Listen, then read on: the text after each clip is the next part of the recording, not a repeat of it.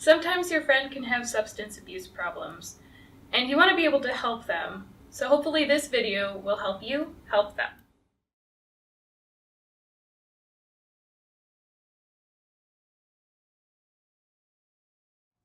Who should I contact if I want more information? Or what do I do if I'm concerned about a friend?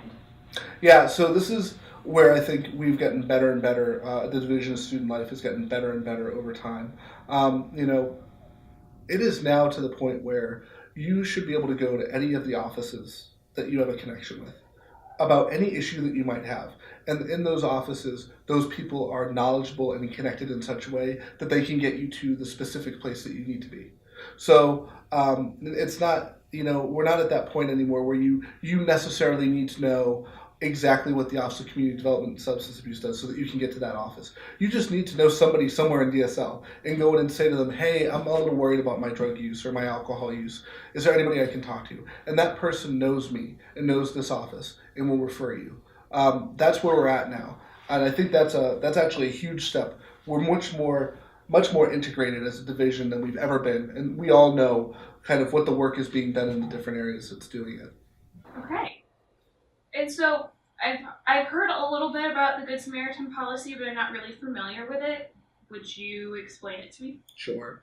The Good Samaritan Amnesty Policy is an attempt by MIT to create a process by which barriers are reduced to seeking help for alcohol and other drug-related transports and medical emergencies.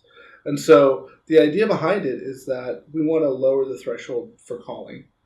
So we want students to, if they happen to see something that they consider to be, an issue, just to call and get help. And so what they'll find out is that by getting help for their peer, they're doing something great for them that they're taking care of, but also that there's no disciplinary repercussions for getting help, right? For both the person that gets the help and for the person that seeks the help. What will end up happening is that the student who might have needed the transport will get the medical care that they need, and then they'll come in and they'll meet with me and get support around their alcohol or drug use in that way. And the person who calls for help will get a pat on the back and a thank you from the community because they did the right thing and made sure that that person didn't experience any more negative outcomes related to that use. And so the way that alcohol is treated and the way that other drugs are treated is the exact same way. The older policy, there were some differences in how they were handled. This way, it's actually streamlined and completely the same. The policy also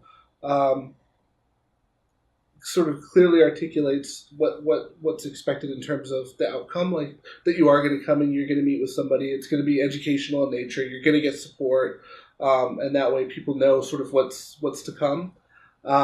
What's really, really important, I think, is that it articulates to the community that there's an obligation to take care of one another. So this is something that's different. It states explicitly in the policy that you have to get help for someone who needs it. You can't turn the other way. You can't walk away from it. As a community that cares for one another, the expectation is that you're going to seek help. And if you do, then you've done a wonderful thing in what we hope you'll do. And if not, then there could actually be some negative repercussions from it. Okay, so if there is a friend that I'm concerned about, what can I do for them myself? What are the steps that I take?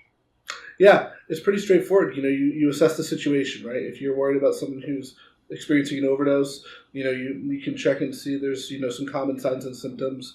Are they responsive? Can they tell you who they are and who you are, where they are, when it is? If they're not able to do that, that's obviously a concern. Are they vomiting or are they not vomiting? Looking at their heart rate. Are they? You can check their pulse and see if their pulse is at a regular rate. Are they breathing normally? Is it shallow or is it sort of like what you'd expect from a normal human who's doing well, right? And so if you're looking at those things and any sort of combination of those issues are present, you're calling, right? You're going to call 617-253-1212.